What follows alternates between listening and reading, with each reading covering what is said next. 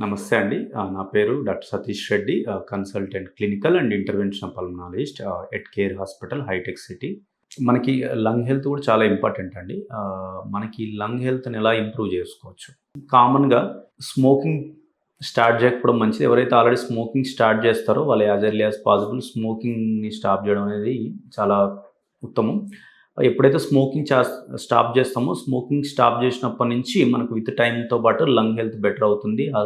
Lung cancer గానీ, COPD గానీ వచ్చే రిస్క్ తగ్గుతుంది.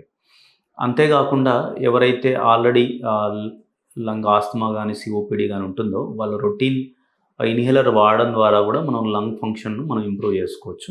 ఎవరికైతే అలర్జీస్ ఉంటాయో, లేదంటే అటోపీ ఉంటుందో వాళ్ళు ఈ అలర్జీస్ అవాయిడ్ చేసుకోవడం ద్వారా గానీ, లేదంటే మనం ఔట్ సైడ్ వెళ్ళినప్పుడు, లేదంటే క్రౌడీ ప్లేసెస్‌కి వెళ్ళినప్పుడు మాస్క్ పెట్టుకోవడం ద్వారా గానీ, లేదంటే వాతావరణం సరిగ్గా లేనప్పుడు ఎర్లీ మార్నింగ్స్ కానీ, లేట్ నైట్స్ కానీ, వాతావరణం చల్లగా ఉన్నప్పుడు ఆ వాకింగ్ అలాంటివి అవాయిడ్ చేసుకోవడం ద్వారా గానీ, ఆ ఎగ్జాసర్బేషన్స్ రాకుండా లంగ్ హెల్త్‌ను మనం కాపాడుకోవచ్చు.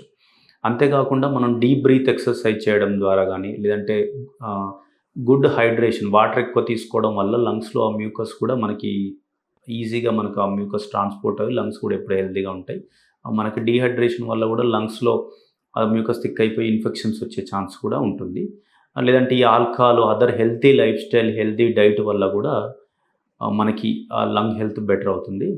మరి ఇక రొటీన్ మనం ఎప్పుడైతే కోవిడ్‌లో జాగ్రత్తలు తీసుకున్నామో, అలా రొటీన్ క్రౌడీ ప్లేస్‌కి వెళ్ళినప్పుడు మాస్క్ పెట్టుకోవడం ద్వారా గానీ, లేదు అంటే మనం ఎవరైతే ఏజ్డ్ ఇండివిడ్యువల్స్ కానీ, లేదంటే ఆల్రెడీ లంగ్ ఇష్యూస్ ఉన్న వాళ్ళు గానీ, ఈ వ్యాక్సినేషన్స్ వేసుకోవడం ద్వారా గానీ మనకి లంగ్ ప్రాబ్లమ్స్ రాకుండా ప్రివెంట్ చేసుకోవచ్చు. వచ్చినా వాటి తీవ్రత పెరగకుండా మనం ప్రివెంట్ చేసుకోవచ్చు. మీరు తీసుకునే అదే మందులు, అదే నాణ్యమైన మందులు, కానీ సగం ధరకే.